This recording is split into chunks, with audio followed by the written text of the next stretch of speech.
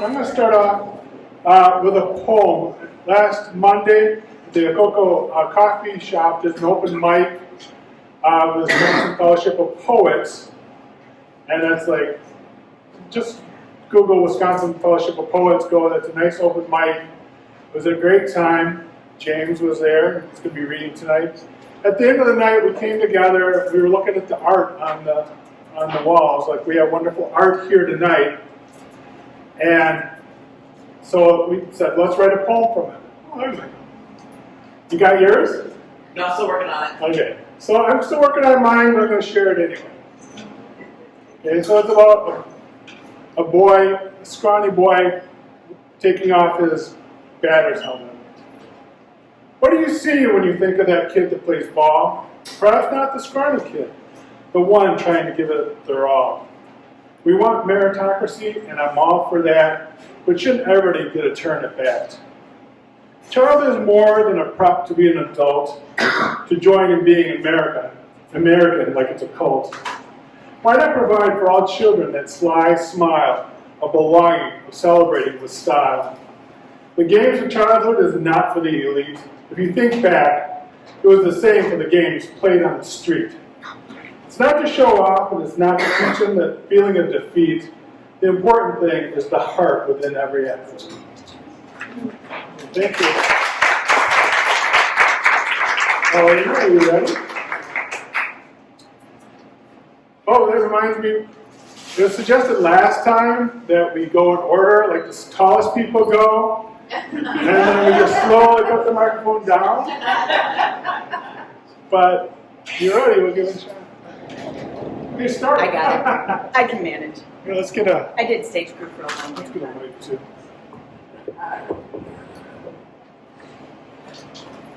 So how's that, folks? Can you hear me? Yes.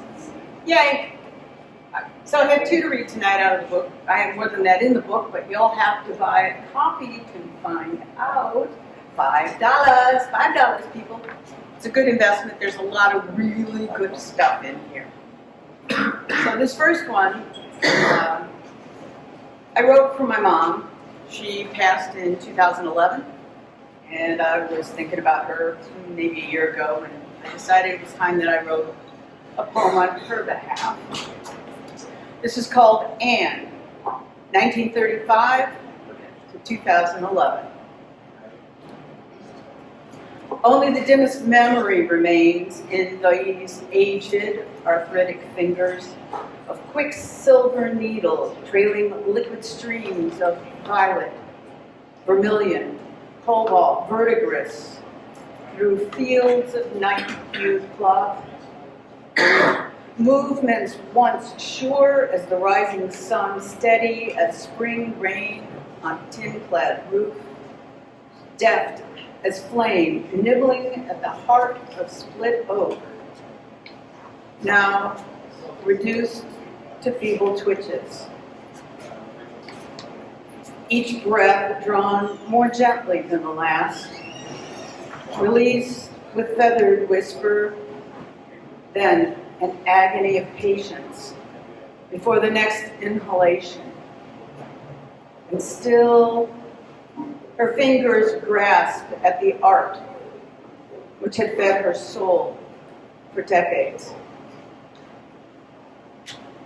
I lay a hank of rainbow across her nearest palm, soft cotton floss glowing with the promise of the next life, where she will weave symphonies of surprise with the light of all. No longer limited to mortal's meager palette of amethyst, ruby, sapphire, emerald, and gold. One last twitch to grasp at the familiar. One last inhalation of all she has ever known. Released with a sigh, the silver hummingbird within bursts free, soaring beyond the beloved shell into the bliss of forever meeting.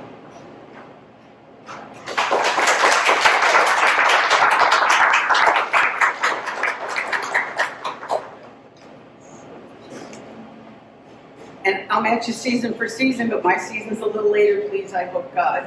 Please, later, much later, many months.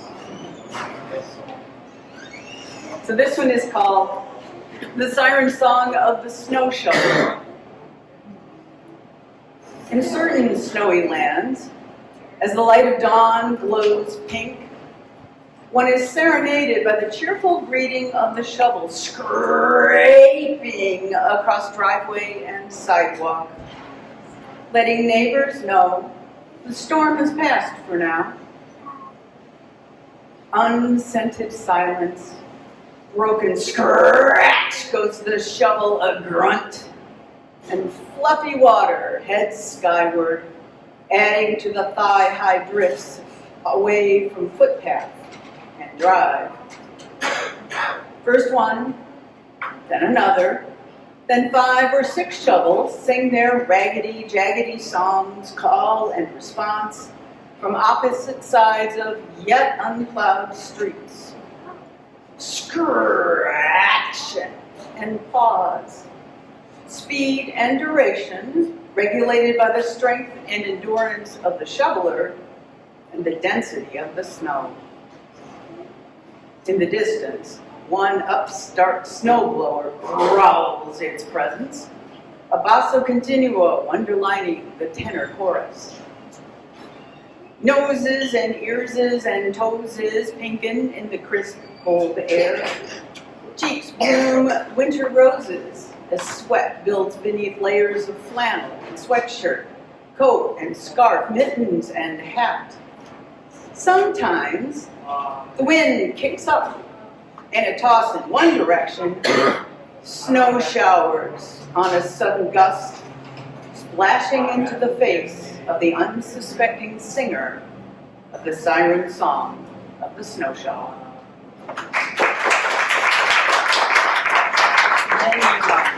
Okay, well, I actually have a poem about a shovel even later in the season. And I once wrote a book, I didn't publish anything. I don't think it's going to get published, Poems of the Pessimist. And this here's one. Okay, so here, the snow retreats, leaving the grime. The shovel, as unworked as a former child actor, begs to be stored away. But I dare not put order, stow the snowblower. Flurries will sneak attack. One can blanket the muddy ruts so someone twists an ankle.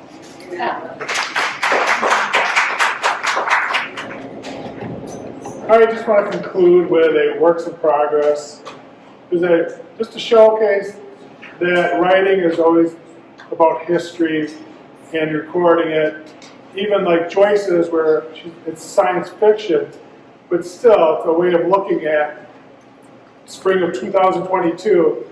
These time travelers saying not a bad time. It was after COVID, before the next calamity. So this is just a way I wanted to record one of the many poems or stories that my dad tells. He insists on it, and I actually love listening to his stories, and I want to capture that. So here's when youth rode horses. My grandpa bought my dad a half-blind mare. He took her up to the school to fetch his lunch pail. The mare got spooked and bolted, but she was going one place, home.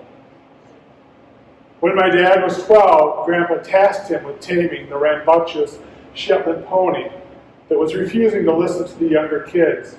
When he climbed on, the old girl beelined to the apple tree in the pasture. Dad ducked low, anticipating the low branch they were heading for. And that's why she veered to the lower branch on the other side, beamed my dad in the head. All right, well, thanks for the new moon. Thank you for coming. Great. Thank you.